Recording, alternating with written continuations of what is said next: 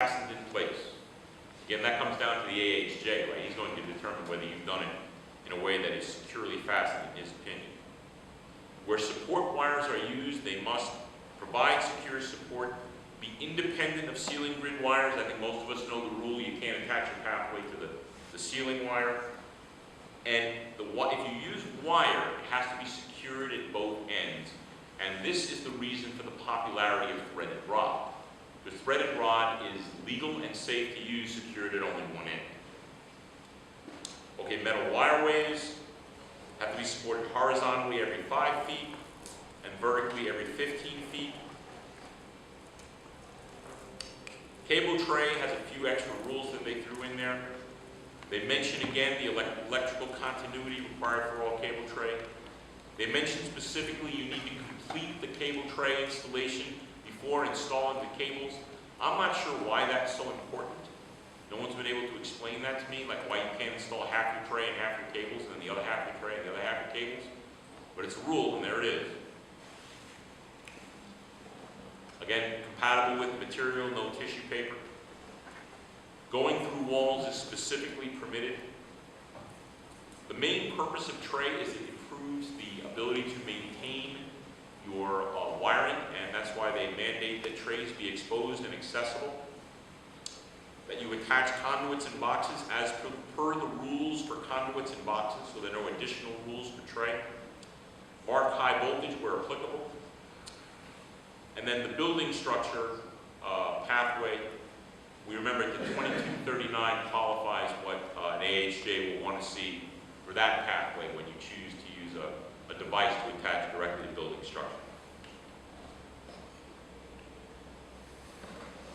Okay. Myths propagate because we believe them and we tell others.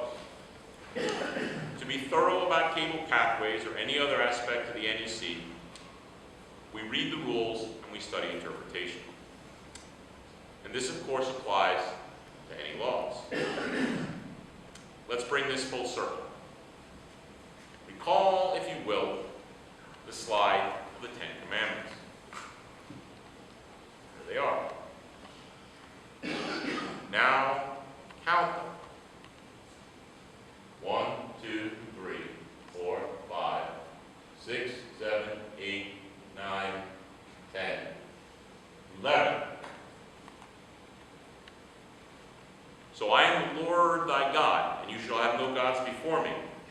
Is that 1 or 2? How about thou shalt not covet?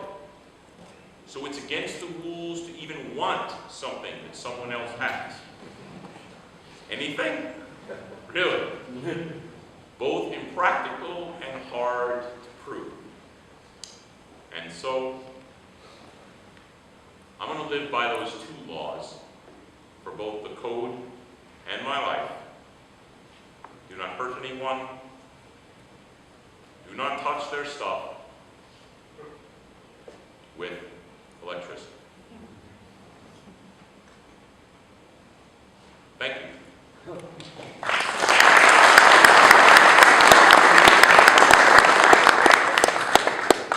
were all pretty quiet during the whole thing. How long did it take us? That wasn't too bad. Does anybody have any questions about any of the topics we discovered? Cable pathways, the code, and the like. Think of anything when you got me here, of course. I'm still accessible to you, but if you have any questions, I'd like to field them. Anybody? You showed a lot of contradictions in the code itself. So, what is the final verdict on that? Give me an example. Like the cable tray ECG thing, and the grounding conductor, and the continuity, and the barrier. So, the listing of the barriers. Your cable tray has a barrier listed as you are, is that? Here's the point. There's no such thing as UL listed tray. There's no such thing as UL listed tray components. The code refers you to specific rules we outlined. When you have power in a tray, you must provide an EGC, you must. It does not have to be your cable tray. That is a rule you can live by. There is no reason in the world why an AHJ can tell you you must have your tray be an EGC. There is no reason in the world why he can tell you a barrier has to be of a certain type or another, because the code specifically says a physical barrier to separate data and power, a physical barrier between 600 volts and less than 600 volts. So that's the answer. That's the final ruling. Now, as I said, the AHJs are like gods in their jurisdictions. You know, I've come to a specific AHJ with a specific issue that I was 100% sure I was right. Doesn't matter what I think. I back it up with the code and I say, but the code says this. Doesn't matter what I think. So this is the best I can do. This is the best I can provide. Is I can say, here are the references. Here's the information. Here's what I can point to and say, here it is written in black and white with respect to EGC, with respect to barriers, and the whole lot of it. Then it's up to your AHJ. Good question. Any specific issue? No, just one thing. Okay. Anybody else? I have up at the front here, these are catalogs for snake tray cable management solutions, so all the different types of pathways we discussed. If anyone wants a catalog, please come up to the front, help yourself anytime. This is also my contact information on my business card, so if you have any questions of which you think after you leave here, feel free to contact me anytime. Thank you again.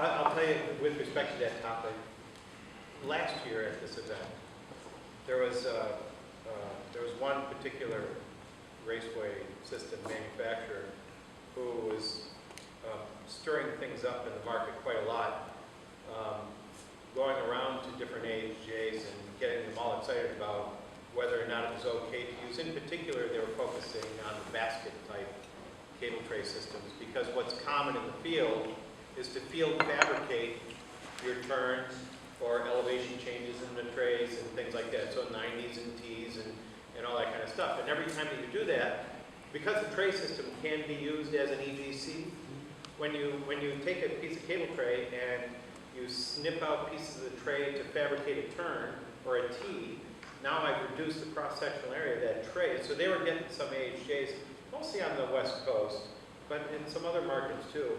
They were getting them all wound up about that. And you had certain AHJs that were suddenly not permitting the use of any raceway system unless all of the components were factory manufactured, basically. No field manufactured, field fabricated turning components. And I think all of that sort of died down since then. But they did have some AHJs sort of, on board with all of that. To Eric's point, it's not a requirement of the code that the tray be used as an EGC. It's permitted to be used as such. I'll tell you that for us, our standard design practice is we never depend on the raceway system to be used as an EGC. We always require a separate dedicated grounding conductor, a continuous grounding conductor, to be routed through the entire raceway system and bonded to each section of tray. So we're never dependent. If it's installed in that way, then we're never dependent on that. If the contractor wants to, do all the bonding jumpers or use the components to join the sections of tray that allow it to meet that classification, I'm fine with that. I don't care. They still have to run the continuous dedicated bonding conductor through the raceway system, and that's how we address that and try to complete that. To your point, though, also, ultimately it's up to the AHJ, right?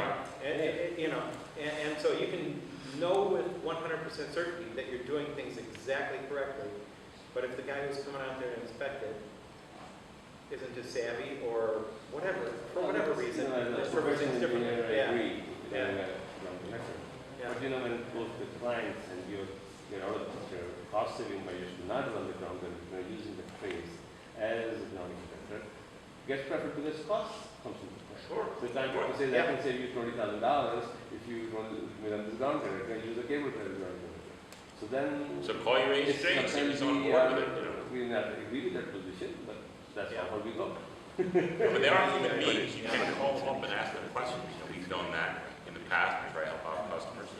That was a really good example of how something that most people would consider a fake issue. Yeah, Because you're not even required to have any equipment grounding conductor for data circuits, which is usually what you throw into your basket tray. And they were making an issue about not qualifying the tray, which doesn't even really doesn't exist. apply, yeah.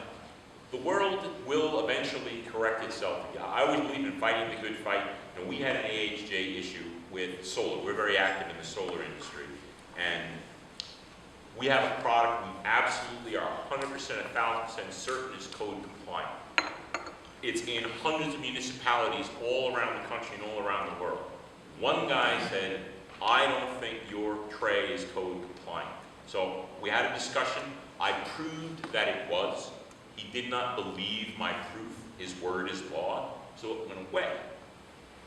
4 months later, at the Intersolar show in San Francisco, the guy that wrote the code came up to me and said, I'm sorry. You're right. We're going to fix the code. And they did. So the 2014 code says, dump your solar cables in tray. Doesn't need to be tray rated. We don't care what size it is. We're specifically telling you it's perfectly fine and dandy. Before it was vague, they said exposed wiring methods are permitted. Now common sense would tell you that if you would permit cable ties, you would permit cable tray. But that was not this guy's opinion. So in order to correct that and make it a safer market that was free for people to choose the solutions they wanted to, they modified the code to make that change. So I'm a big advocate in speaking for what you think is right, and hopefully they'll listen and things will happen. The code is a living document. Every 3 years they rewrite it. And they solicit comments, and they consider every single comment that's necessary for modification for the next revision of the code. So, One yeah. thing that's missing is that, I mean, for example, in some jurisdictions, they adopt bulletins as part of it. They adopt NEC as their major code, and then they have bulletins that you have to reference or some business like that. Yes. Any municipality is free to change the code as they adopt it into law. That is absolutely true. Because I read up on that several times. Yes. They would change, they adopted NEC or IDC, and they made changes to it under bulletins. And you have to get hold of their bulletins on their website or their office. Good point. Very good point. Yeah, that absolutely. So this presentation was based on the 2011 NEC, which That's I right. stated at the beginning. Different municipalities follow different versions of the NEC, with or without amendments. City of Chicago has their own electrical code, which is largely based on the NEC, but it's different. It's an entirely separate document. Most jurisdictions either follow the NEC or the NEC, some version of the NEC with amendments. Right. Illinois, for instance, follows NFPA 2007, 2009, whatever year. They don't follow. Yeah, I agree. Yeah. It typically lags. It does for sure. Most states have, it's every 3 years. So most states right now, not most again, are at the 2008 level. And 2014 just came out, so a lot of states will be adopting 2011 very soon. You know, that's kind of how that works. Any other questions, Chris? All right, Okay, thanks Eric, again. yeah,